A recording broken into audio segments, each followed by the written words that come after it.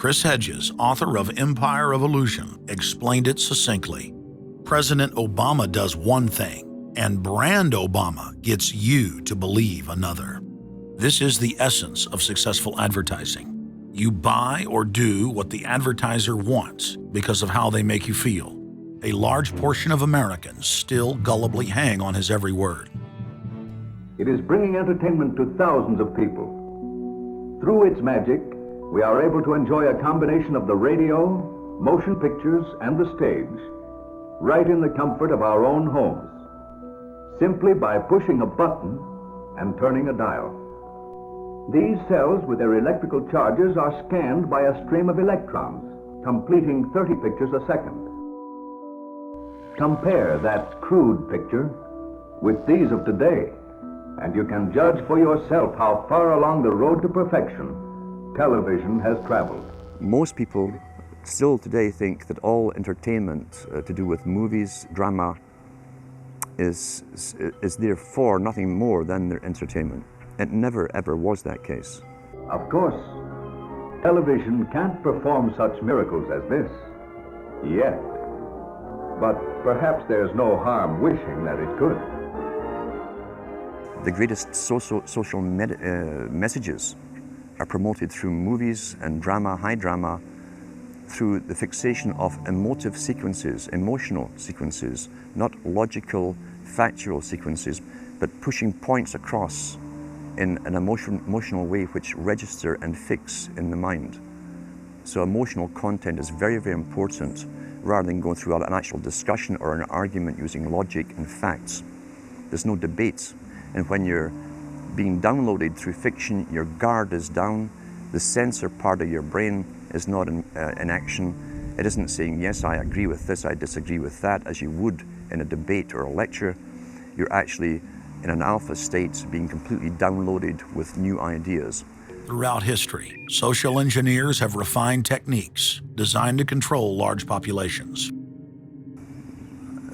About 100 years ago, this big organization with many branches, they wanted to rule the world basically using Britain as a nucleus of a system, an embryo, which also was going to be joined with the US under the Anglo-American establishment, wrote about the kind of culture and the changes of culture over a 100-year period that they would actually design, implement, and bring in. And H.G. Wells talked about it too. He talked about arenas. He says arenas could be put up across the world for sports, for instance. Now at that time, sports was something that children, school children were into. Adults became adults and got onto adult things. So it was unimaginable at the time that people could actually believe that there was even a need for adult sports and entertainment, never mind having arenas built across the world. But he said we can do this, and foist basically a sports culture for the males. Using a tribal system, we're all tribal to an extent. That's why we even bother to vote for a tribal leader. This is well understood. That's why we're supplied with these leaders. And because the average man was to become more disengaged from his own destiny as the expert class arose, it was decided that the males would get their outlet basically, gradually becoming helpless as males through sports. Therefore they'd have a tribal team they could identify with, they could cheer them on as though they were winning. In their own personal lives, they were getting nowhere. They were getting disenfranchised in a sense as experts took over decision-making for them in all kinds of fields. So this was psychology at use, planned before they even implemented the sports. When radio came along, of course, they used that to the maximum. Sports for the men, soaps basically for the women. And then in came television, as I say, with its alpha state, its hypnotic state. And sure enough, around the 1960s, really, 50s and 60s, it took off. It really, really took off. And men became glued on Saturday nights to the sports shows. A culture industry, which is called by its own the culture industry. The Soviet Union had a department called the culture industry. Their actors and directors were called the cultural leaders, because they would, like a computer, people are like computers, all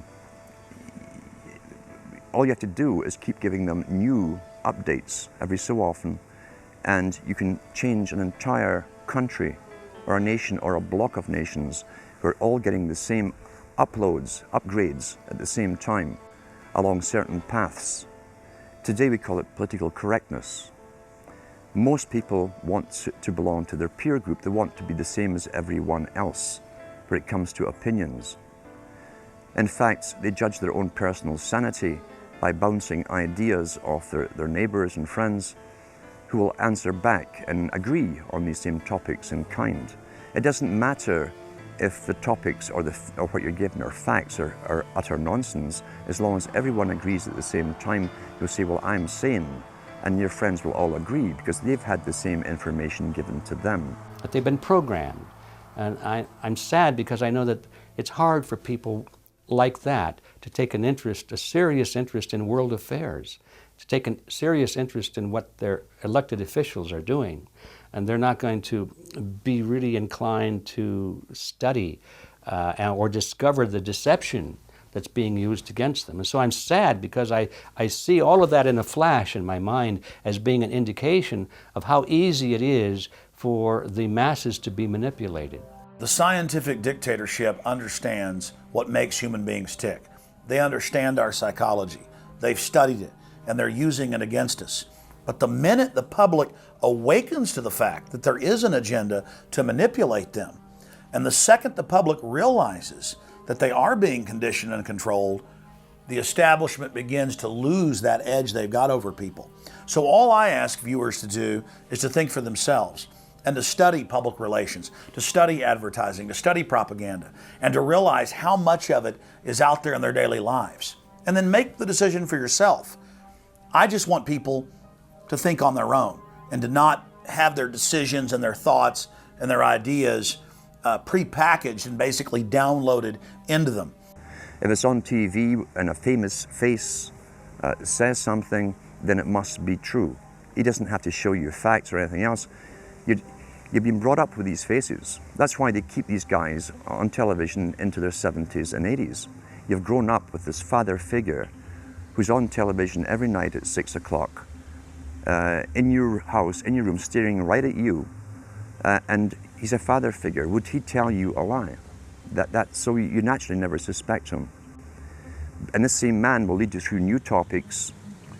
He'll introduce experts on the topics.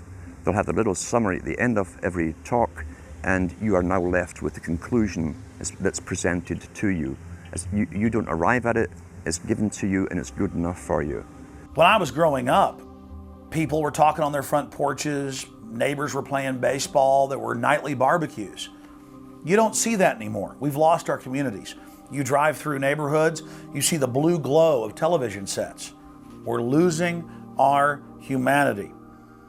So if you want to rebel against the globalists, the social engineers, start by turning the TV off a few hours a day and actually getting to know your neighbors, getting outside that comfort zone, expanding your horizons. By coming together as communities, by getting to know our neighbors, we defeat the social engineers. We're programmed today perfectly, just like machines.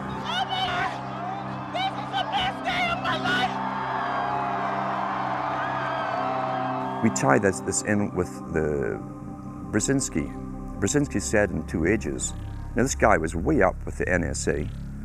He's a master geopolitician. He admits he works in 20, 50-year periods to do with geopolitics in other countries.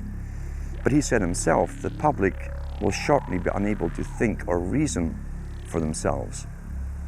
It was meaning by that the form of information that was given to them, the type, the formulas that were in use then in the 1970s. He says eventually they'll be unable to think or reason for themselves. And eventually, he said, they will expect the media to do all their thinking and reasoning for them. Well, that's happened today. That's why people today can't think outside of the programming from television. Zbigniew Brzezinski, Obama's main foreign policy advisor, talks about how a cult of personality can be artificially manufactured to influence the masses.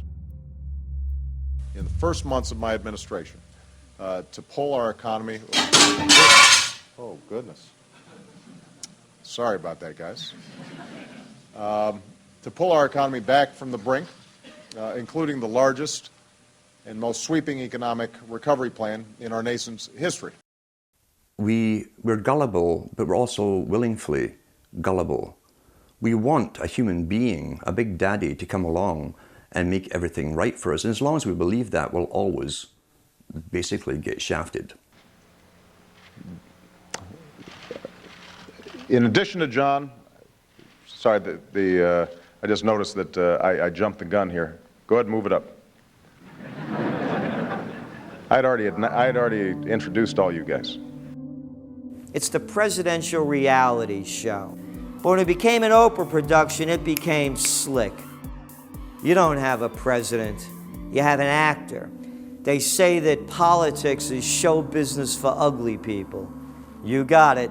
What am I going to tell the president when I tell him his teleprompter is broken? What will he do then? It's Obama's role to front for the international banking syndicate and to take all the heat for their unpopular agenda. It's his job to convince the American people that the buck actually stops at the White House. In Brzezinski's book, Between Two Ages, is that eventually we shall put presidents in who will have personality cults. We shall create massive personality cults for these people through the same techniques as Hollywood has used. Obama is that man today.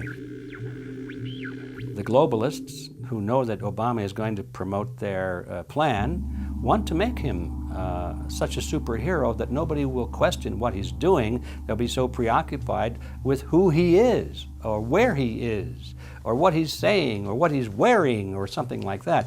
The idea of making him into a celebrity is very valuable because that way people are less inclined to ask, what is he doing? So that's very useful to these people. Similar plans of social control have been continuously carried out by operatives of the Ford Foundation, who Obama has worked for over the last 30 years.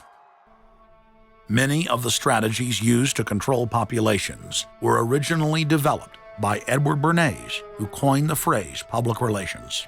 Bernays said that if you manufacture an authoritative figure who repeats the same messages over and over, that this will appeal to the masses' subconscious desires. Yes, we can. The unwashed masses will helplessly follow the leader and go along with any message they spout.